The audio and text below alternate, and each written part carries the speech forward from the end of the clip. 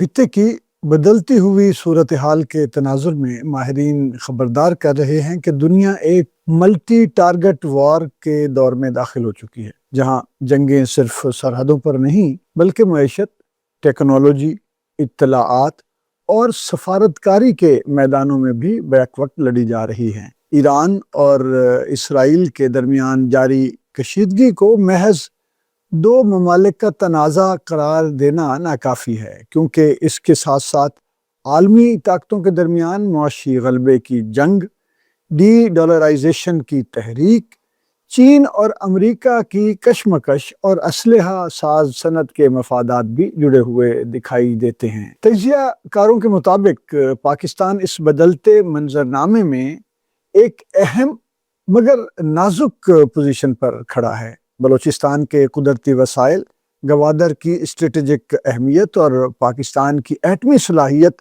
پاکستان کو عالمی طاقتوں کی توجہ کا مرکز بناتی ہیں۔ ماہرین کا کہنا ہے کہ پاکستان کو اندرونی سیکیورٹی چیلنجز، معاشی دباؤ اور سیاسی عدم استحکام میں الجھا کر اس کی توجہ تقسیم کرنا بھی ایک بڑی حکمت عملی کا حصہ ہو سکتا ہے۔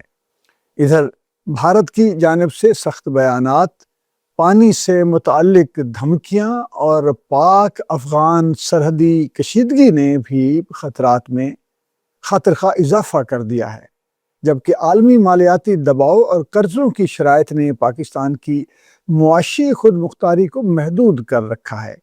مبصرین کا خیال ہے کہ جدید دور میں دباؤ صرف فوجی نہیں ہوتا، بلکہ معاشی پابندیوں، سفارتی تنہائی اور اطلاعاتی مہمات کے ذریعے بھی ڈالا جاتا ہے۔ دفاعی اور خارجہ امور کے ماہرین اس بات پر زور دے رہے ہیں کہ پاکستان کو اس صورتحال میں قومی یکجہتی، معاشی استحکام اور سفارتی توازن کو اولین ترجیح دینا ہوگا۔ ان کے مطابق مضبوط داخلی ہم آہنگی، علاقائی تعاون اور اسٹریٹجک بصیرت ہی ملک کو ممکنہ خطرات سے محفوظ رکھ سکتی ہے۔ یہی وقت ہے کہ ریاست، سیاسی قیادت اور عوام یکسو ہو کر بدلتی عالمی صف بندی کو سمجھیں اور ہر سطح پر تیاری کو یقینی بنائیں۔ فرحت عباس شاہ، ریڈیو سنو FM 89.4 لاہور۔